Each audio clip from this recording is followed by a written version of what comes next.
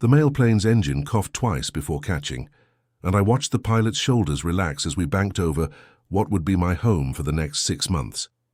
Hilluksuk sprawled below us like a handful of matchboxes, scattered across white canvas, maybe 30 buildings clustered between a frozen river and a tree line that seemed to shift each time I looked away. From it and back again, the landing strip was nothing more than packed snow marked with orange cones, and when we touched down, the silence that followed the engine's death was so complete it felt like a physical presence.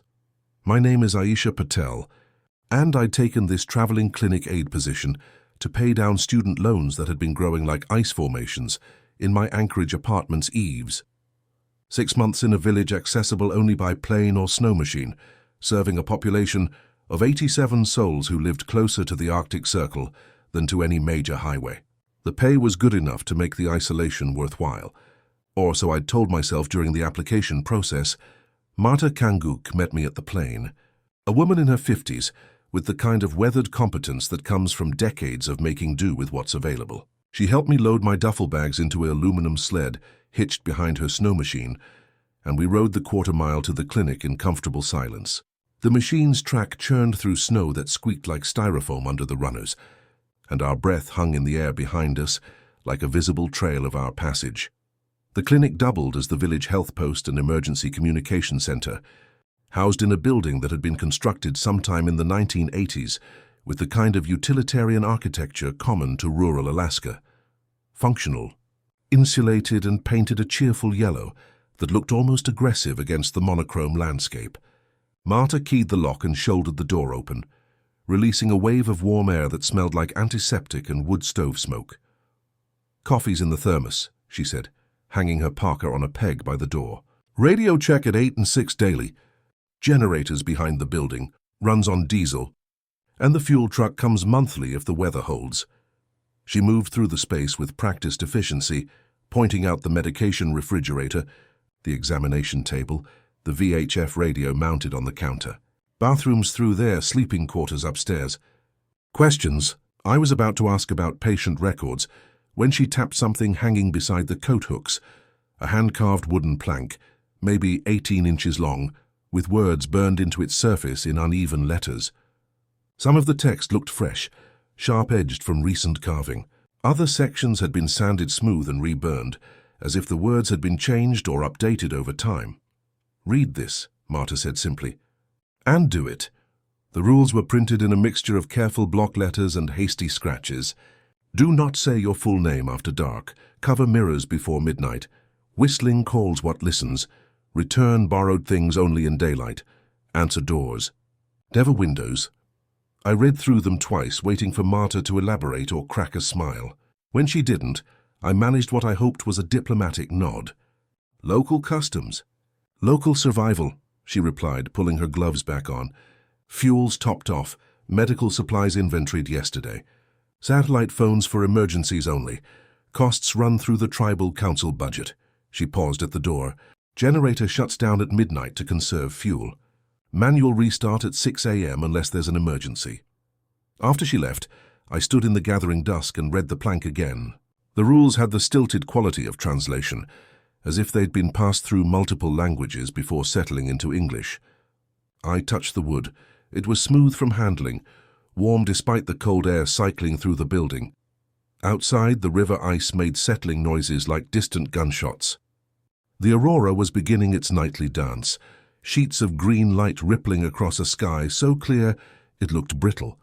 I unpacked my things in the upstairs sleeping area, a simple room with a narrow bed, a desk, and a window that faced the village's main cluster of houses. The generator hummed steadily behind the building, a reassuring mechanical presence that would become the soundtrack to my evenings. I made coffee and tried to reach the outside world on my satellite phone, but the aurora was playing havoc with the signal. Static hissed through the speakers like rainfall. It was when I walked back through the clinic to check the front door lock that I noticed something that made me pause. Every window I could see from the clinic, the store across the path, the house next to it, even the community center, had their glass covered with what looked like flour sack towels or old bed sheets. Fabric draped carefully over every reflective surface, secured with tape or thumbtacks. I stood at the clinic window, and looked at my own reflection in the darkened glass. My face stared back, looking tired and slightly overwhelmed. The rules echoed in my memory. Cover mirrors before midnight. The store's bell rang once, a clear note that carried across the still air. But I could see the store from where I stood, and its door remained closed. No one had entered or left. The bell rang again, then fell silent. I found myself checking the door lock twice before heading upstairs. Outside, something that might have been wind whistled a few bars of a melody I almost recognized before trailing off into silence. The generator hummed. The aurora danced. And somewhere in the village, fabric rustled as another mirror was carefully covered for the night. I told myself it was just local superstition, the kind of communal quirk that develops in isolated places where people have too much time to worry about things that go bump in the night. But as I settled into the narrow bed and listened to the ice pop and crack in the darkness, I found myself grateful for the solid walls and the steady mechanical breathing of the generator. The rules were probably nonsense, but they were also all I had to go on. And in a place where the nearest hospital was a 3-hour flight away in good weather, nonsense might be the difference between making it through the winter and becoming another cautionary tale that someone would carve into a wooden plank for the next newcomer to read. My second night in Iluksuk, the VHF radio crackled to life while I was updating patient files on the clinic's ancient computer. Standard evening chatter, weather reports from Fairbanks, a cargo plane requesting runway conditions at Kotzebue, the usual atmospheric noise that fills the airwaves across rural Alaska after dark. I was half listening when the static cleared, and a voice came through with impossible clarity. "Aisha? Beta, are you there?" My pen stopped moving. The voice belonged to my mother, speaking in the mixture of English and Urdu she used when she was worried. She was calling me by the pet name she'd used since childhood, asking if I was cold, if I was eating enough, if the people were treating me well. Her voice carried no trace of the radio distortion that should have been present on a transmission from Karachi. No delay, no interference from the 2,400 miles of atmosphere between Alaska and Pakistan. I stared at the radio handset. The transmission was impossible. My mother didn't have access to a VHF radio, and even if she did, the frequencies used by the clinic were restricted to local emergency services and aircraft. But her voice continued, asking questions only she would ask, using phrases only she would use, speaking with the exact cadence and concern that had followed me through childhood illnesses and adult disappointments. My hand reached for the microphone. The rules plaque hung in my peripheral vision, and one line seemed to darken as I looked at it. "Do not say your full name after dark." I hesitated. The voice on the radio grew more insistent, more worried. "Aisha Patel, please respond. I know you can hear me, Beta, my full name." Spoken in my mother's voice, transmitted impossibly across thousands of miles of empty air. I pressed the transmit button and opened my mouth to respond. "It's Aisha, The radio died with a dry click that seemed to echo in the sudden silence. No static, no carrier wave, nothing. The LED display went dark, then flickered back to life, showing only empty frequency bars. I tried adjusting the squelch, cycling through channels, checking the power connections. Nothing. The radio functioned normally, but the voice was gone as if it had never existed. I sat back in the desk chair and looked at my reflection in the office window. The image stared back at me, but something felt wrong about the timing. A half-second delay between my movement and the reflection's response, like watching a badly dubbed movie. I raised my hand and watched the gesture repeat in the glass, just slightly out of sync. Generator lag, I told myself. Electrical interference from the aurora. The lights in the building sometimes flickered when the solar activity was particularly intense. And tonight, the aurora was putting on a spectacular show. Curtains of green and blue light rippling across the sky like illuminated silk. But as I sat there trying to rationalize what I'd heard, the image in the window seemed to settle into proper synchronization, as if whatever delay had existed was correcting itself. I found the medical tape dispenser and cut a long strip, walking to the mirror in the clinic's small bathroom. The wooden plaque had said to cover mirrors before midnight, and my phone showed 11:47 p.m. I told myself I was being ridiculous as I taped the corners of a hand towel over the mirror's surface. It was just local superstition, the kind of harmless ritual that helped people feel in control of an uncontrollable environment. But my hands shook slightly as I pressed the tape to the glass, and I found myself checking the corners twice to make sure the coverage was complete. Walking back through the clinic to the front door, I almost started whistling, a nervous habit I'd developed during stressful periods in nursing school. The melody was already forming in my throat when the third rule flickered through my memory. Whistling calls what listens. I swallowed the tune and kept walking. Outside, the wind rose and fell through the village buildings, and for just a moment, it carried what sounded like the same melody I'd been about to whistle, a thin, lonely sound that seemed to hang in the air waiting for a response. When I didn't provide one, the wind whistle trailed off into silence as if disappointed. My skepticism wasn't broken, but it was definitely dented. I checked the door locks again and climbed the stairs to the sleeping quarters, leaving the VHF radio on but turning the volume down to a whisper. As I settled into bed, I could hear the generator's steady rhythm behind the building and the occasional crack of settling ice from the river. Somewhere in the distance, very faintly, I thought I heard knocking. 3 polite taps repeated twice, then silence. But when I looked out the bedroom window, I could see no lights moving between the buildings, no sign of anyone making late-night visits. The sound didn't repeat. I pulled the blankets up to my chin and listened to the familiar sounds of an Alaskan night. Wind, settling wood, the distant howl of what was probably a dog but might have been something else. The rules hung in my memory like a protective charm, each prohibition suddenly feeling less like superstition and more like hard-won wisdom passed down by people who had learned to pay attention to the warning signs. The aurora continued its dance across the sky, casting shifting patterns of light through the covered windows. And in the clinic below, the VHF radio maintained its quiet vigil, waiting for voices that might or might not belong to the people they claimed to be. Caleb Morrison arrived on the Thursday mail plane with a toolbox, an easy grin, and the kind of confidence that comes from believing the world operates according to predictable mechanical principles. He was a contract electrician flown in from Fairbanks to assess the village generator and recommend upgrades, mid-30s, weathered hands, and the sort of practical competence that made people trust his opinion about anything involving electricity, engines, or the intersection of human comfort and mechanical reliability. He set up his temporary quarters in the clinic's supply room, stringing an extension cord for his laptop charger and laying out electrical testing equipment with the methodical precision of someone who'd done similar jobs in a dozen remote locations.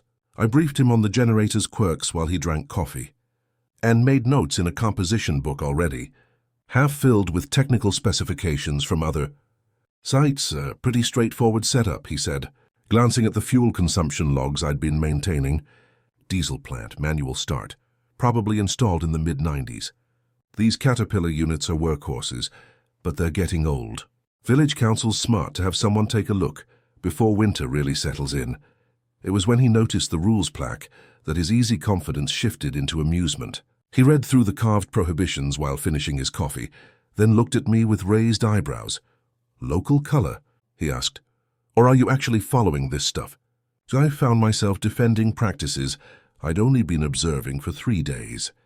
It seems to matter to people here, and some of it makes practical sense. Covering mirrors prevents glare from the generator lights. Not answering windows keeps the heat in. Caleb laughed, but not unkindly. "Rules are for tourists, Aisha. I've worked in villages from Barrow to Bethel, and every place has its list of things you're supposed to be scared of. Usually comes down to keeping outsiders in line and giving the old-timers something to feel superior about." That evening, while Caleb ran diagnostics on the generator and I caught up on medical supply inventory, a knock came at the clinic window. Not the door, the window facing the back of the building, away from the main path through the village. 3 soft taps, polite and patient like a child asking for permission to enter. I looked up from my paperwork to see Caleb already moving toward the window, his expression curious rather than cautious. The rule echoed in my memory. "Answer doors. To never windows, Caleb, don't," I started to say, but he was already lifting the window sash to peer outside. Cold air poured into the clinic like a living thing, carrying the scent of river ice and something else, a metallic smell like copper pennies or blood. Caleb's breath misted in the sudden chill, but there was a second stream of vapor drifting in from outside, as if someone were breathing just beyond the window frame. "Hello?" Caleb called into the darkness. "Someone out there?" The breathing sound continued, patient and steady. Caleb leaned further out the window, and I saw him flinch as if something had touched his face. He pulled back and slammed the window shut, but his expression was more puzzled than alarmed. "Weird," he said, brushing frost crystals from his cheek. "Felt like someone blew on me, but there's nobody out there. Must be some kind of wind pattern around the building." I wanted to tell him about the rules, about the growing certainty that they weren't superstition, but survival instructions learned through trial and error. Instead, I found myself helping him secure the window latch and adjust the thermostat to compensate for the lost heat. Later that night, Caleb left the bathroom mirror uncovered. "I need to shave like a human being," he said when I mentioned it. "I'm not taping towels over every piece of glass just because someone carved some spooky warnings into a piece of driftwood." I was updating patient files when I heard his shower running and decided to check the building's security before settling in for the night. Walking through the hallway that connected the clinic proper to the living quarters, I noticed moisture on the walls, not condensation from the shower, but distinct handprints at child height, as if someone with wet hands had been feeling their way along the corridor. The prints led from the back door toward the bathroom, tracking small fingers and palm impressions across the painted drywall. But they stopped abruptly at the bathroom door, as if whoever had been making them had simply vanished. When I touched one of the prints, it was still damp and cold, colder than the ambient temperature should have allowed. I followed the trail backward to its source. The prints began at the back door but didn't extend outside. There were no corresponding marks on the exterior side of the door, and no footprints in the snow beyond the threshold. Whatever had left the handprints had somehow begun its journey inside the building. The shower shut off, and I heard Caleb moving around in the bathroom. I found a dishcloth in the kitchen area and began wiping the prints from the wall, working quickly to clean the moisture before it could stain the paint. Each print came away cold and slightly gritty, as if the water contained fine particles of something that wasn't quite dirt. When Caleb emerged from the bathroom, toweling his hair and looking refreshed, I had finished cleaning the wall. The handprints were gone, but I could still feel the lingering chill where they had been. "Everything okay?" he asked, noticing my expression. "Just checking the heat distribution," I lied. "Sometimes the back rooms get cold when the generator cycles." He nodded and headed toward his makeshift quarters, whistling an old Johnny Cash song under his breath. The tune echoed in the hallway, and for a moment, I thought I heard it repeated from somewhere else in the building. A thin, hollow version of the same melody, coming from the direction of the covered mirrors. I spent the next hour rechecking every window latch and door lock, taping additional towels over the bathroom mirror, with careful attention to the edges and corners. The generator hummed its steady rhythm outside, but the building felt different now, less like a shelter and more like a membrane separating us from something that was learning our routines, testing our defenses, and finding the places where our skepticism left gaps in our protection. Caleb's confidence remained unshaken, but I noticed he double-checked the bathroom door lock before going to sleep. And when the aurora flared particularly bright around midnight, casting shifting patterns of light through the covered windows, I thought I saw him get up to peer through his supply room window at something moving between the buildings, something that cast no shadow despite the brilliant light overhead. In the morning, the clinic thermometer read 2 degrees colder than it had the night before, despite the generator running continuously and no apparent loss of building insulation. Caleb blamed thermal lag and began planning his technical assessment of the heating system. I began planning how to convince him that some problems couldn't be solved with better equipment and more thorough engineering. The curiosity that had driven me through nursing school and into rural health work wouldn't let the mystery rest. On my 4th morning in Iluksuk, while Caleb ran voltage tests on the generator and muttered about power factor corrections, I decided to explore the clinic building more thoroughly. The structure was larger than it appeared from outside, with storage areas and utility spaces that hadn't been included in Marta's initial tour. I found the attic access in a hallway closet, a square hatch with a wooden ladder that folded down on spring-loaded hinges. The space above was cramped but navigable, insulated with loose-fill fiberglass, and floored with plywood sheets that creaked ominously under my weight. Cardboard boxes lined the accessible areas, labeled with years and contents in fading marker. Medical supplies 1998. Winter clothing donated. Office records 1985-1990. Wedged behind a box of outdated pharmaceuticals, I found a composition book with winter notes, written on the cover in careful cursive, followed by Ms. Crowell 1996 in smaller letters. The pages contained what appeared to be a combination of duty log and personal journal, records of supply deliveries, patient visits, weather observations, and increasingly disturbing personal notes. The early entries were routine. Flu outbreak subsiding. Ordered additional Tylenol from Fairbanks. Generator running rough. Maintenance scheduled for spring. Aurora activity interfering with radio communications. But as winter deepened, the tone shifted. November 15th. They know the names we feed to the dark. Mrs. Kanguk says her grandmother's generation had different words for this, but the warning stays the same. What we call to ourselves, we invite. November 28th. Never give back at night what the day lent you. Found Tommy's lost mittens by the fuel shed, but waited until morning to return them. He cried when I told him why, but his mother nodded approval. December the 2nd. If you hear a second pair of your own footsteps behind you, stop and hold your breath. It will pass if you are not greedy with air. The handwriting grew less steady as the entries progressed, as if written by lamplight or in haste. Tucked between pages near the back of the notebook, I found a small square of mirror glass, maybe 2 inches on each side. The back had been painted black, but the paint was scratched and gouged, as if something had tried to claw through from behind the reflective surface. I turned back to the notebook and found more disturbing observations. December 18th. Some winters they borrow faces. The kindest thing is to not recognize them, even when they use voices that break your heart. December 23rd. Scratching in the walls again, but only behind the mirrors.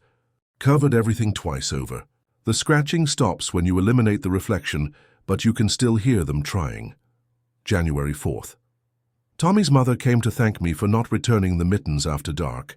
Said her boy woke up screaming that something was wearing his mittens, walking around the house with his hands. Sometimes the rules sound cruel until you understand what breaks when you ignore them.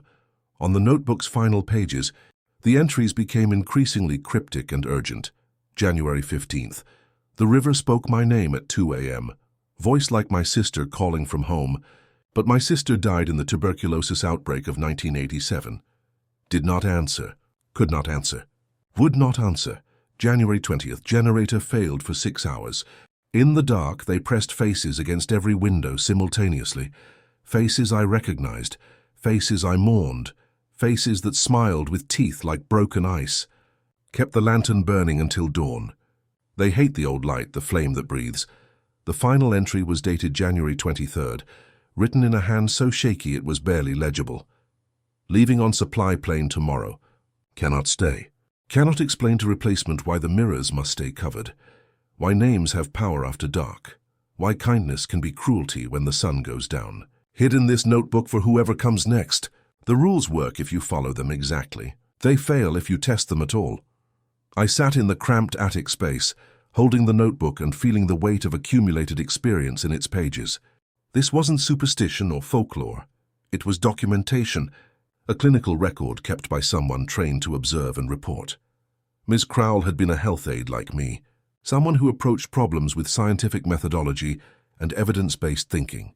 The notebook read like a case study in the gradual erosion of rational worldview under pressure, from phenomena that couldn't be explained but had to be survived.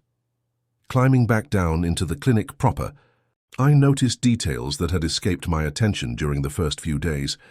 Gouges around the back door jamb, as if something had pushed from inside while the wood resisted from outside. Scratches on the window frames that followed no pattern of normal wear.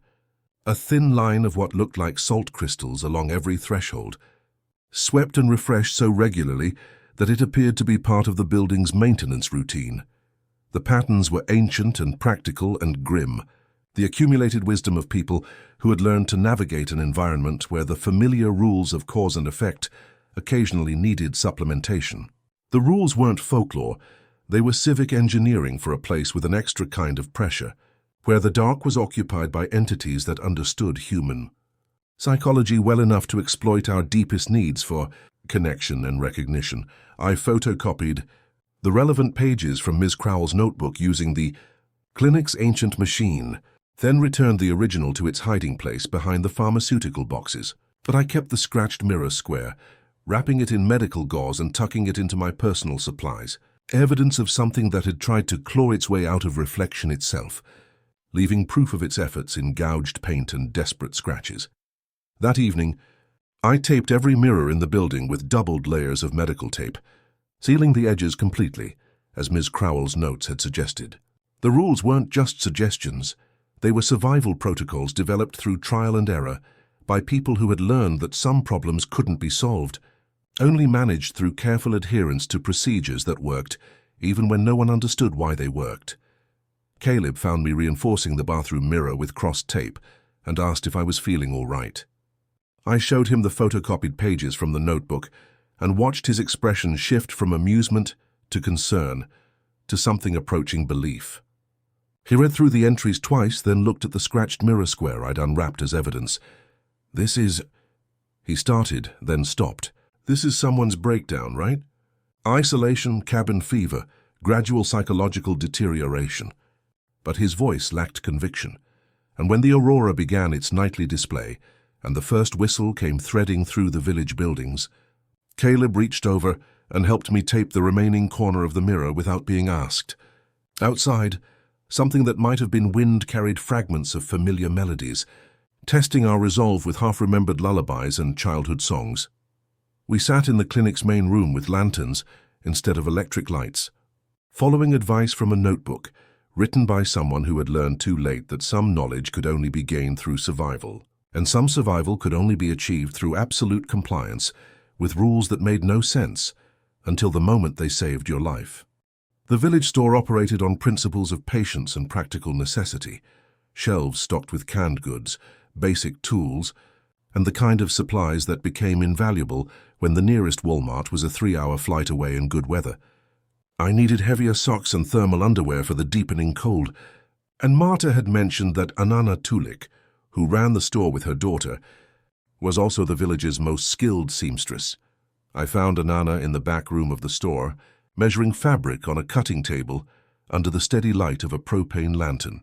She was a woman in her 70s, with hands that moved with the precision of decades spent working with needle and thread, her fingers following familiar patterns even as her eyes assessed my city-bought gear with polite disapproval. "You need proper muklaks," she said without preamble, setting aside her measuring tape and pulling out a notebook filled with foot tracings and size calculations. "And a parka skirt for real cold. What you have might work in Anchorage, but this is different country." I stood still while she measured my inseam and shoulder width, her movements quick and professional. It was when she knelt to check the hem length that she spoke without looking up. "You taped your mirror wrong." The observation was delivered in the same matter-of-fact tone she'd used to critique my inadequate winter gear. I felt my face flush with embarrassment and something approaching fear. "I thought I followed the instructions," I said. "Covered before midnight, edges secured." "Tape twice," Anana replied, still focused on her measurements. "Edges to edges, corners to corners. They test seams first. Look for the places where light can pass. Single tape leaves gaps they can work with." She finished measuring and stood, making notes in her book with a pencil worn down to the ferrule. I wanted to ask how she knew about my mirror taping technique, wanted to understand the mechanics of entities that could somehow test the security of reflective surfaces, but the questions felt too large for casual conversation. "Do you believe the rules?" I asked instead. Anana's expression shifted into something that might have been amusement if it hadn't been so grim. "Belief is for church," she said. "Compliance is for living. I kept a son by learning late." She moved to the store's front window, adjusting the netting that hung across the glass in careful pleats. The material looked like fishing net, but the weave was too fine, too uniform. Looking closer, I could see that it wasn't manufactured material, but something hand-knotted, with what appeared to be sinew or very fine cord. My boy Marcus was like your electrician friend, Anana continued, securing a corner of the netting with a thumbtack. Smart, educated, thought the old ways were just stories to scare children. Came home from college in Fairbanks with explanations for everything. Aurora interference, subsonic wind patterns, psychological pressure from isolation. She paused in her work, looking out through the netted window at the village buildings beyond. Even through the mesh, I could see that every other window was similarly covered, some with fabric, others with netting, all of them barrier between interior spaces and the reflective surfaces that seemed to serve as doorways for entities that borrowed familiar faces and voices. One November night, Marcus decided to prove the mirrors were safe, Anana said. Uncovered the big one in the front room, sat in front of it after midnight, called it superstitious nonsense. For 3 hours, nothing happened. He was feeling pretty pleased with himself. I waited while she checked another section of netting, her movements careful and methodical. Then his reflection smiled at him. Just a little smile, the kind you make when you're keeping a secret. But Marcus wasn't smiling. He was sitting perfectly still and his reflection was moving independently. My mouth felt dry. What did he do? Ran, Anana said simply. Left the mirror uncovered.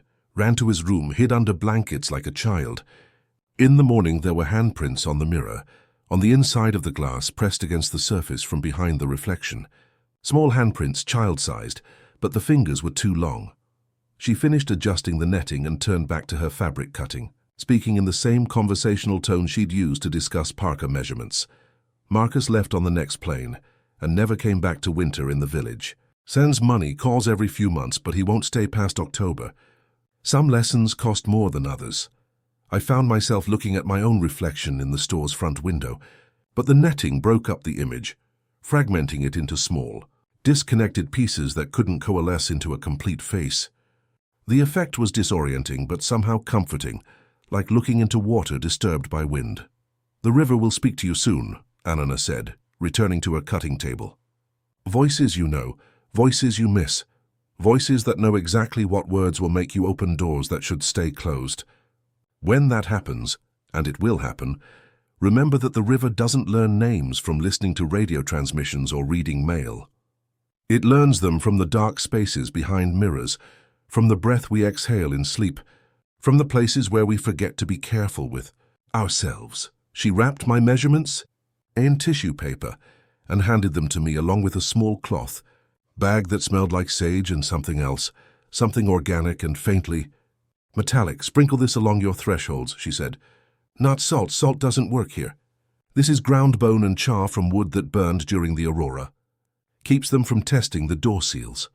As I prepared to leave, Anana offered one final piece of advice.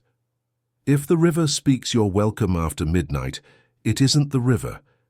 Do not greet the known at night, no matter how much your heart wants to answer. Walking back to the clinic through the village's main pathway, I felt the weight of accumulated wisdom pressing down like the aurora overhead. The lights were particularly active tonight, sheets of green and blue that seemed to sag like wet fabric, casting shifting shadows that moved independently of any visible objects. I found Caleb in the clinic's main room, installing additional electrical outlets with obsessive attention to detail. When I showed him the bone and char mixture Anana had given me, he examined it under the desk lamp with the focused intensity of someone trying to apply scientific methodology to phenomena that resisted analysis. Probably just crushed limestone and activated carbon, he said, but his voice carried no conviction. The psychological comfort, maybe some actual effect on humidity or static electricity, but he helped me sprinkle the mixture along the door thresholds and window sills, and when I retaped the mirrors with crossed strips, as Anana had instructed, Caleb provided the medical tape and held the corners while I worked. Outside, the aurora continued its restless dance, and somewhere in the distance, a sound that might have been singing drifted through the village buildings, voices harmonizing in a language I almost but didn't quite recognize. The clinic felt more secure with its reinforced barriers, but security was relative in a place where the familiar rules of cause and effect required constant supplementation. I placed a battery-powered lantern on the main desk, following Anana's advice about old light, then found an oil-burning camping lantern in the supply closet and lit that as well. The combination of flame and electric light created a warm, steady glow that seemed to push back more than just physical darkness. Whatever entities tested the edges of our defenses apparently preferred shadows and reflection to direct illumination, especially the kind of light that breathed and flickered with organic irregularity. We settled in for the night with lanterns burning and mirrors sealed, following protocols developed by people who had learned to navigate an environment where kindness could be cruelty and recognition could be fatal. Outside, the aurora danced, and the river ice cracked like bones settling, and something that knew our names began its patient work of testing every barrier we'd raised between ourselves and the dark spaces where borrowed faces waited for invitation.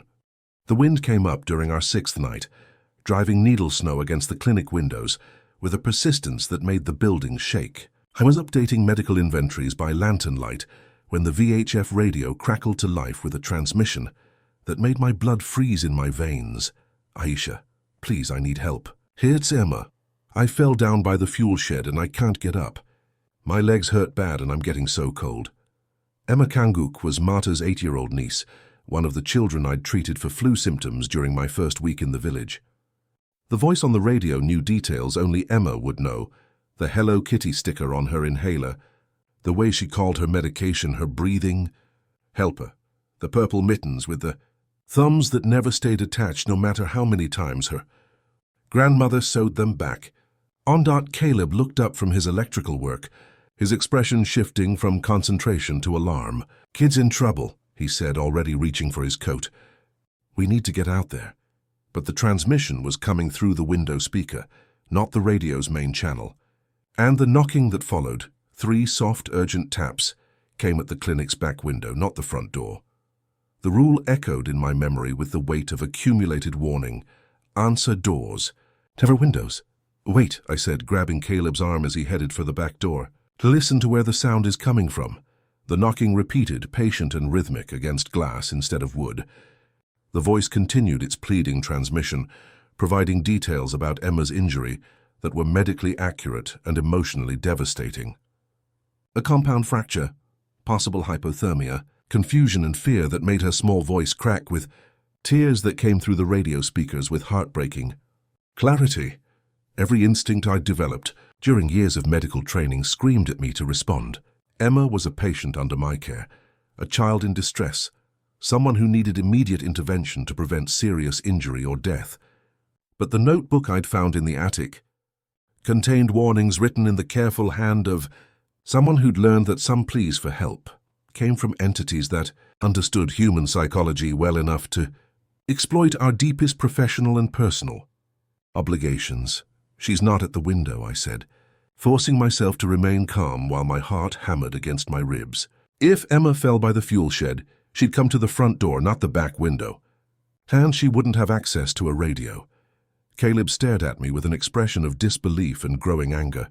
"Are you seriously going to let a kid freeze to death because of some carved superstitions?" The voice on the radio grew more desperate, more specific. Thamet described the exact location of her fall, provided details about landmarks only someone familiar with the village layout would know, used the pet names her family members called her. The knocking at the window became more urgent, accompanied by what sounded like small fists beating against the glass. I forced myself to walk to the front door instead of the window, my hands shaking as I unlocked the deadbolt and opened it a careful hand's width. Cold air rushed in, carrying the scent of snow and something else, something metallic and organic that made my sinuses burn. The night beyond the door was empty. No footprints crossed the fresh snow between the clinic and the fuel shed. No small figure huddled in the cold. No signs of distress or injury anywhere within the circle of light cast by the clinic's exterior fixtures. Behind me, the window knocking continued, and the voice on the radio began using my full name, speaking it with the exact pronunciation Emma would use, adding details about conversations we'd had during her medical appointments. But when I looked outside, there was nothing, no child, no emergency, no reason for the sounds that were testing my resolve with surgical precision. The realization hit me like cold water. Whatever was knocking at the window and speaking through the radio knew Emma well enough to mimic her voice, her mannerisms, her personal details. It understood my medical training well enough to craft an emergency scenario that would override my rational caution. And it was patient enough to maintain the deception for as long as necessary, waiting for compassion to overcome compliance with rules that protected against exactly this kind of manipulation. I closed the door and locked it, then taped the edges with medical tape, sealing the threshold as completely as possible. The knocking at the window continued, accompanied by what sounded like a mitten being dragged along the exterior siding, a soft, rhythmic scraping that left no visible marks in the snow outside. Caleb stared at me with a mixture of horror and disgust. "You're going to let a child die," he said. "Whatever psychological break you're having, whatever paranoid fantasy you're caught up in, there's a real kid out there who needs real help." The voice on the radio shifted, becoming my mother's voice again, asking why I was being so cruel, why I was ignoring a child's suffering. Then it became Emma's grandmother, pleading with me in a mixture of English and Inupiaq, using phrases I'd heard Marta use during family conversations, but there were no footprints in the snow. No signs of disturbance around the fuel shed, no explanation for how Emma could access a VHF radio or why she would approach through the back window instead of the front door her family used during regular visits. I sat on the clinic floor with my back against the door, choosing adherence to rules I barely understood over instincts I'd spent years developing. The choice felt like a fundamental betrayal of everything I'd been trained to believe about medical ethics and human obligation. But Miss Crowell's notebook had been written by someone with similar training, similar instincts, who had learned that some forms of help were traps designed by entities that understood our psychology well enough to use our compassion as a weapon against us. The knocking stopped around 3 a.m., followed by the radio transmissions. In the silence that followed, I could hear Caleb crying, quiet, desperate sobs from someone who believed he'd watched a colleague choose superstition over human life. I wanted to explain, wanted to show him the notebook evidence, wanted to make him understand that some choices were impossible until you understood the alternatives. But the alternatives remained theoretical until morning, when Marta arrived for the daily radio check, and I asked about Emma's whereabouts the previous night. "Emma?" Marta looked puzzled. "She's been in Kotzebue since Monday, staying with relatives while her parents attend a tribal council meeting. Won't be back until next week." Caleb's face went white. He looked at the back window, then at me, then at the radio equipment that had carried impossible transmissions from a child who was safely asleep 200 miles away. The choice that had seemed like cruelty revealed itself as protection, not just for us but for the real Emma, whose voice and identity were being borrowed by entities that had learned to weaponize our deepest human obligations. The rules weren't arbitrary restrictions. They were antibodies developed by a community that had learned to recognize infection, to identify the symptoms of infiltration by entities that understood human psychology well enough to exploit our virtues as efficiently as our weaknesses. And adherence to those rules, no matter how cruel it felt in the moment, was the only barrier between survival and becoming another cautionary tale carved into wooden planks for the next newcomer to read. The generator died at exactly 2:37 a.m. on our 8th night in Iluksuk, throwing the clinic and the entire village into a darkness so complete it felt like being buried alive. The silence that followed the mechanical death was total. No hum, no electrical buzz, no background noise to mask the sounds that immediately began testing the edges of our carefully constructed defenses. Caleb swore and reached for his headlamp, the LED beam cutting through the blackness like a knife through fabric. "Generators probably just cycled off," he said, but his voice carried no conviction. We both knew the unit was designed to run continuously through the night, and the sudden silence felt too complete, too final for a routine shutdown. I lit the oil lantern with hands that shook only slightly, following Anana's advice about carrying flame when crossing after 2. The warm light pushed back the darkness in a way that felt organic, alive, different from the harsh illumination of electric fixtures. Caleb looked at the lantern with something approaching relief, then grabbed his toolbox and headed for the back door. "I'll check the fuel lines and restart sequence," he said. "Probably just a clogged filter or vapor lock. These old units are temperamental in extreme cold." I followed him outside, holding the lantern high as we crossed the planked walkway that connected the clinic to the generator shed. The aurora was particularly active, sheets of green and blue light rippling across a sky so clear it looked brittle. Our breath steamed in the sub-zero air, and the snow crunched under our boots with a sound like breaking glass. It was halfway to the generator shed that I noticed the second set of tracks. My snow boot prints were clear in the fresh powder, deep impressions with the distinctive tread pattern of my sorrel boots. But beside them, matching my stride exactly, was another set of prints. Identical size, identical depth, identical spacing, as if someone were following directly behind me, stepping in my tracks with perfect synchronization. I stopped walking, held my breath and counted to 30, remembering Ms. Crowell's advice about second footsteps. The doubling effect faded gradually, the phantom tracks becoming less distinct before disappearing entirely into the undisturbed snow. When I started walking again, only my own prints marked the path. Caleb was already at the generator shed, his headlamp beam dancing across fuel gauges and electrical panels with practiced efficiency. The unit was silent, its diesel engine cold despite having run continuously for days. But it was when he opened the river water intake hatch that everything went wrong. "Jesus Christ," he whispered, staring down into the dark opening that connected to the partially frozen river. Marcus, is that you?"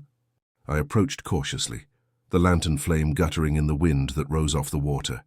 Caleb was leaning over the intake hatch, his expression fixed with the intensity of someone seeing something impossible but undeniable. "It's my brother," he said, without looking away from the opening. "He's down there in the water, but he's talking to me. He's been missing for 3 years and he's talking to me." The voice that drifted up from the intake was indeed familiar. Caleb had mentioned his brother during our first evening together, described the search and rescue operation that had failed to locate Marcus after his snow machine broke through river ice near Fairbanks. But the voice speaking now carried no trace of cold or distress, no indication that it came from someone trapped beneath ice in sub-zero water. "Caleb," the voice said with perfect clarity, "I've been waiting for you to find me. I'm so cold down here, brother. I need you to help me out." Caleb reached toward the opening and I grabbed his arm, pulling him back from the edge. The lantern flame flared in the sudden movement, casting wild shadows across the generator shed's interior. "It's not him," I said, forcing authority into my voice, despite the terror that was making my hands shake. "Marcus died 3 years ago. Whatever's down there knows about him. But it's not him." The voice from the intake grew more insistent, more desperate, providing details about Marcus's childhood that only family would know, using phrases and mannerisms that made Caleb's face crumple with grief and desperate hope. But there were no bubbles rising from the water, no signs of breathing or movement, no explanation for how someone could survive submersion in near-freezing water for the length of time this conversation had already lasted. I began reciting the rules aloud, using them like a protective prayer against entities that understood human psychology well enough to exploit our deepest losses. Do not say your full name after dark. Cover mirrors before midnight. Answer doors, never windows. Return borrowed things only in daylight. The voice in the water shifted, becoming my own voice asking why I was being so cruel, why I was denying a brother the chance to save his lost sibling. Then it became Emma's voice again, then my mother's voice, cycling through every emotional manipulation it had attempted over the past week. Caleb was sobbing now, torn between desperate hope and growing realization that the voice was using his grief as a weapon against his rational judgment. I kept the lantern high, the flame casting steady light into the intake opening, and watched the water surface refuse to reflect our images, a dark mirror that showed nothing, despite the bright illumination falling directly onto its surface. "Come closer," the voice pleaded, cycling back to Marcus's familiar tone. "Just hand me the light so I can see the way out. Please, Caleb, I've been waiting so long."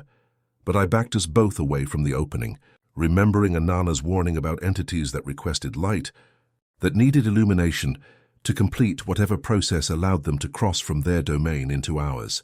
The manual starter for the generator was mounted on the exterior housing, and I managed to engage it while keeping the lantern between us and the intake opening. The diesel engine coughed, turned over, and roared to life with a sound that felt like salvation. Electric lights flickered on across the village, pushing back the darkness that had allowed whatever lived in the water to test the boundaries between its realm and ours. The voice from the intake fell silent, replaced by the normal sounds of water circulation and mechanical operation. But when we looked into the opening now, faces pressed against the underside of the water. Not just Marcus, but dozens of faces, all of them familiar from family photos and village records. All of them people who had been lost to the river over the years. They flattened against the water's surface, like features pressed against glass, mouths moving in soundless pleas, eyes fixed on our lantern light with expressions of desperate hunger. When the generator's electrical system fully engaged and exterior lighting illuminated the shed, the faces scattered like startled fish, disappearing into depths that should have been too shallow to hide anything larger than a minnow. Caleb and I stood in the generator shed for several minutes, listening to the reassuring mechanical sounds of diesel combustion and electrical production. Around us, the village returned to its normal nighttime configuration, porch lights glowing, windows casting rectangles of warm illumination onto the snow, the familiar hum of human habitation powered by reliable technology. But we both understood now that the technology was just a buffer, a temporary barrier between us and entities that had learned to use our deepest emotional connections as tools for infiltration. The generator would run until morning, the lights would keep the immediate darkness at bay, and the rules would continue to provide guidance for navigating an environment where love itself could be weaponized by things that understood human psychology better than we understood ourselves. Walking back to the clinic, I noticed that our returning footprints were perfectly normal, single sets of tracks marking our passage through snow that reflected the aurora's dance, without revealing any hidden observers. But when we reached the clinic door, I could see faces crowded against every window in the village, faces that flattened into frost patterns when the occupants turned on interior lights, faces that had been testing the barriers while the darkness provided cover for their reconnaissance. The rules had held. The barriers had worked, and we had learned that some forms of rescue were traps designed by entities patient enough to wait decades for the right combination of grief, hope, and human compassion to override the survival wisdom accumulated by people who had learned to recognize infection when it came wearing the faces of everyone they had ever loved. Dawn came slowly to Iluksuk, bleeding grey light across a landscape that looked deceptively normal after the night's events. The village resumed its daily routines with the kind of quiet efficiency that suggested this wasn't the first time the community had weathered supernatural testing, wouldn't be the last, and that survival depended on treating such episodes as unfortunate but manageable aspects of life in a place where the natural and unnatural existed in uneasy proximity. Caleb packed his equipment with the methodical precision of someone trying to restore order to a worldview that had been fundamentally altered. His technical assessment of the generator was complete. The unit was functioning within normal parameters, required only routine maintenance, and would continue providing reliable power through the remainder of winter. But his hands shook slightly as he coiled electrical cables, and he avoided looking directly at any reflective surface, even those that remained properly covered. "I can't stay," he said, while loading his toolbox into the supply plane's cargo compartment. "I know that makes me a coward, but I can't stay here knowing that thing down there is using my brother's voice, my brother's memories." Marta helped secure his luggage with the same quiet competence she brought to all village business. "Understanding your limits isn't cowardice," she said. "It's wisdom. Some people are meant for this kind of place. Others aren't. No shame in knowing which category you belong to." Before the plane left, Caleb pulled me aside and handed me a small notebook filled with technical specifications and maintenance schedules. "Everything you need to keep the generator running is in there," he said. "But there's something else." He flipped to a page near the back where he'd sketched a rough diagram of the river intake system. "The water level in that intake should be about 18 inches. When I checked it yesterday morning, it was measuring 36 inches, like there's twice as much water as the plumbing can account for." I looked at the diagram, trying to understand the implications of what he was telling me. "The extra depth doesn't show up on any blueprints," Caleb continued. "It's like there's a second space beneath the regular intake, a pocket that connects to something deeper than the river. Those faces we saw, they weren't floating in 18 inches of circulation water. They were looking up from somewhere else, somewhere that uses the intake as a window. The supply plane's engine started with a roar that scattered ravens from the landing strip. Caleb climbed aboard without looking back, and I watched the aircraft disappear into low-hanging clouds that made the horizon seem closer than it should have been. Later that morning, Farnana stopped by the clinic to check on my mirror taping technique. She examined my work with the critical eye of someone who understood that precision in such matters was literally a matter of life and death. "Better," she said, adjusting one corner where the tape had pulled away slightly from the glass. "But you need to check them daily. They test the seams every night, looking for gaps they can work with." She produced a strip of seal leather from her pocket, supple and dark with age. "For the attic hatch," she explained, tacking the leather over the access panel with finishing nails. "For the burrowing. They like high places. Places where they can look down and choose faces." I wanted to ask what she meant by borrowing, but her expression suggested that some knowledge was earned through experience rather than explanation. Instead, I helped her secure the leather cover and listened while she checked the bone and char mixture along the thresholds, adding fresh material where the original application had been disturbed. "Winter's settling in properly now," she said, brushing snow crystals from the windowsill.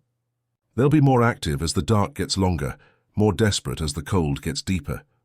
But you've learned the important lessons: how to tape mirrors properly, how to carry light that breathes, how to choose compliance over compassion when the choice means survival." That evening, I updated the clinic's winter log with my first official entry, following the format established by Ms. Crowell and maintained by subsequent health aides who had learned to document phenomena that couldn't be explained but had to be survived. Week 2. Generator failure at 0237 hours resulted in village-wide power outage, lasting approximately 45 minutes. Cause unknown. Fuel supply adequate, mechanical components functioning normally. During outage, observed anomalous activity at river intake system. Recommend strict adherence to established protocols regarding after-hours responses to emergency calls. Mirrors secured with double tape application as advised by community elders. No injuries or medical incidents resulting from power interruption. The clinical language felt inadequate to describe what we'd experienced, but I understood now that the log wasn't meant to explain. It was meant to warn, to provide future health aides with evidence that the rules weren't superstition, but survival protocols developed by people who had learned to recognize patterns that defied conventional understanding. As night fell and the aurora began its familiar dance across the Arctic sky, I lit both the electric lantern and the oil lamp, creating the combination of artificial and organic light that seemed to discourage supernatural reconnaissance. The clinic felt secure with its reinforced barriers and documented procedures, but security was relative in a place where isolation amplified every anomaly, where the familiar could become threatening without warning. Around midnight, the pulse oximeter on the medical equipment cart began displaying readings: 99% oxygen saturation, normal pulse rate, regular rhythm. But the sensor wasn't attached to any patient, wasn't touching human skin, wasn't connected to anything that should have generated biometric data. I unplugged the device and stored it in the equipment cabinet, adding another line to the winter log. Pulse oximeter displayed anomalous readings without patient contact. Recommend unplugging all non-essential electronic equipment during overnight hours. The machinery of modern medicine, designed to monitor human vital signs, was apparently sensitive enough to detect the presence of entities that mimicked human physiology, well enough to trigger electronic sensors. Another data point in the accumulated evidence that whatever tested the village's defenses possessed sophisticated understanding of human biology, human psychology, and human technology. Outside, the wind carried fragments of familiar voices, not quite recognizable, not quite strange, calling names that were almost but not exactly the names of village residents. I checked the door locks twice, verified that every mirror remained properly sealed. Hans settled in for the night with lanterns burning and the generator humming its mechanical prayer against the dark.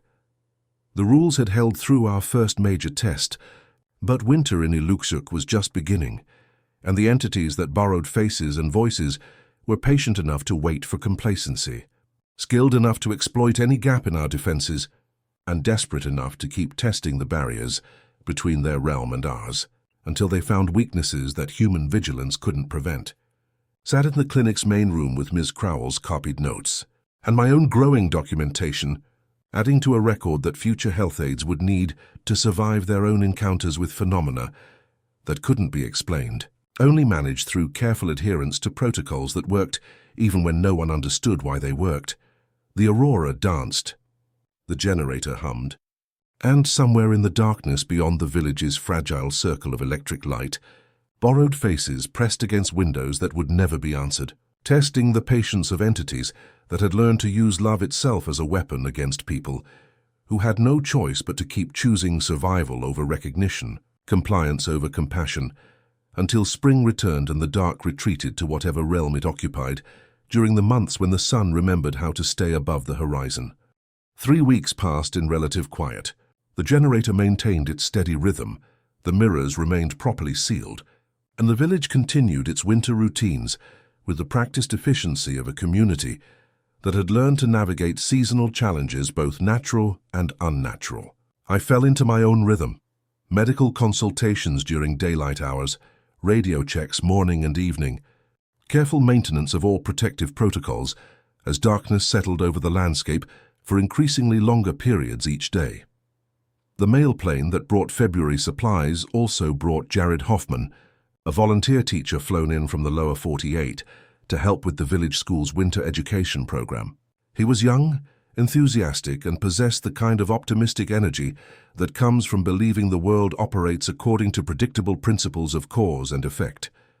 His backpack was filled with educational materials, his laptop was loaded with lesson plans, and his earbuds were constantly delivering a soundtrack of music that isolated him from the subtle audio cues that experienced residents had learned to monitor.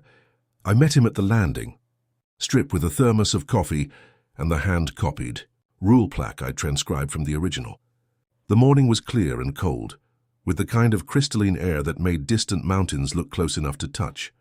Jared accepted the coffee gratefully and read through the rules while we loaded his supplies into the clinic sled. "Interesting local customs," he said, pausing at the prohibition against saying full names after dark. "That's oddly specific. Most folklore runs toward more general warnings about supernatural activity." "It's not folklore," I replied, checking the sled's load distribution. "It's tested." He laughed, but the sound had a nervous edge. "Tested how? Did someone actually try saying their full name after dark and document the results?" I could have told him about the VHF transmissions that had used impossible voices to call my complete name, about the entities that seemed to gain power from personal identification, about Ms. Crowell's notebook and its careful documentation of phenomena that defied explanation but demanded compliance. Instead, I helped him secure his luggage and began the practical orientation that would keep him alive through the remainder of winter. "Mirror taping," I said, demonstrating the double-edged technique that Anana had taught me. Tape to tape, corners to corners, checked daily for gaps or peeling. Not just the big mirrors, any reflective surface larger than your palm. Jared watched with the polite attention of someone humoring local eccentricity. "Is this about preventing glare from the generator lights? Because I have blackout curtains that would be more effective." "It's about preventing access," I said, showing him how to test the seal edges for security. "They test seams first. Look for places where light can pass through. Gaps allow reconnaissance." "They?" Jared asked, but his tone suggested he was playing along with what he assumed was an elaborate hazing ritual, rather than seeking genuine information. I showed him the lantern shelf, the bone and char mixture for thresholds, the proper procedure for checking door and window locks. He followed along with good humor, making notes in a composition book already half filled with teaching plans and supply lists, but I could see him filing the information under quaint local traditions, rather than survival protocols. Walking back to the clinic through the village's main pathway, the wind began its afternoon testing routine, threading between buildings, trying new combinations of sounds, probing for responses to audio stimuli that resembled familiar voices. The sounds were subtle, nearly lost in the normal acoustic patterns of wind moving through constructed spaces. "Did you hear that?" Jared asked, stopping in the middle of the path. "Hear what?" I replied, though I'd heard it perfectly clearly. My name spoken in my mother's voice, carried on air currents that shouldn't have been able to sustain such precise audio transmission. "Someone called your name," Jared said, pulling out his earbuds and looking around the apparently empty village. Sounded like they were calling from that direction. He pointed toward the river, where afternoon shadows were already beginning to stretch across the ice. "Wind patterns," I said, continuing toward the clinic. "Sound carries strangely here. Gets distorted by the cold air, the aurora interference." But Jared was still listening, his expression fixed with the intensity of someone trying to identify a sound that seemed important, but remained just beyond clear recognition. The wind tried again, using his name this time. "Jared?" Spoken in a voice that sounded like concern, like someone looking for a lost friend. "That's definitely someone calling me," Jared said, starting toward the source of the sound. "Probably one of the kids from the school. Maybe they need help with something." I grabbed his arm before he could leave the main path. "It's not," I said with more authority than I felt. "Trust me on this. In winter, when you hear voices calling your name, especially voices you can't immediately locate, the safest response is no response." He looked at me with an expression that mixed confusion with growing concern. "Aisha, you're talking like you genuinely believe there's something supernatural going on here. These are just acoustic phenomena. Maybe some kids playing pranks on the new teacher." The wind tried a third time, using a voice that sounded like his mother, calling from their family home in Oregon, asking if he was warm enough, if he was eating properly, if the people in Alaska were treating him well. Jared's face went pale as he recognized the impossible clarity of the transmission, the perfect reproduction of mannerisms and vocal patterns that couldn't be explained by atmospheric distortion or human mimicry. "How does the wind know my mother's voice?" he asked quietly. I led him back to the clinic and showed him Ms. Crowell's photocopied notes, Anana's warnings about borrowed faces and voices, my own growing documentation of phenomena that seemed to study human psychology with scientific precision. Jared read through the material with the focused attention of someone trying to apply rational analysis to information that resisted rationalization. "This reads like a case study in shared delusion," he said finally. "Isolation psychosis, cultural transmission of paranoid beliefs, gradual erosion of critical thinking under environmental stress." But his voice lacked conviction, and when the aurora began its evening display and the first systematic testing of window and door barriers commenced, Jared helped me verify every seal and barrier without being asked. The sounds from outside grew more sophisticated as full darkness settled. Not just voices now, but complete conversations, familiar music, audio patterns designed to trigger emotional responses that would override rational caution. "When they sound like someone you love," I said, adding a new line to the clinic's winter log, "count to 30 and keep your breath. It's not unkindness. It's rent." Jared watched me write, his expression cycling through disbelief, fear, and something approaching acceptance. Outside, something that knew our names began the patient work of testing every psychological weakness we might possess, every emotional vulnerability that could be exploited, to convince us that love required recognition, that compassion demanded response, that survival was less important than maintaining human connection. But we sat in the clinic's protected space, with lanterns burning and mirrors sealed, following protocols developed by people who had learned that some forms of connection were traps, that some voices were weapons, and that the price of recognition could be measured in more than individual survival. The knocking began around midnight, polite, persistent tapping at windows that would never be answered. Jared counted his breaths and kept his silence, learning the first and most important lesson of winter in Iluksuk. When the familiar becomes threatening, when love sounds like hunger, when recognition feels like invasion, the kindest response is often no response at all. Somewhere in the darkness beyond the village's fragile barriers, borrowed faces pressed against glass that reflected nothing, testing the patience of entities that understood human nature well enough to weaponize our virtues, but hadn't yet learned that some communities could teach newcomers to choose survival over sentiment, compliance over compassion, until the sun returned and the dark retreated to whatever realm it occupied when winter finally remembered how to end. The rules held. The barriers worked, and another newcomer learned that some knowledge could only be gained through survival. Some survival could only be achieved through absolute adherence to protocols that made no sense until the moment they saved your life. Outside, the aurora danced its eternal performance, and the generator hummed its mechanical prayer against entities that had all the patience in the world and all the skill necessary to keep testing human defenses until they found the weaknesses that love and longing inevitably created in even the most carefully constructed barriers between the known and the unknowable.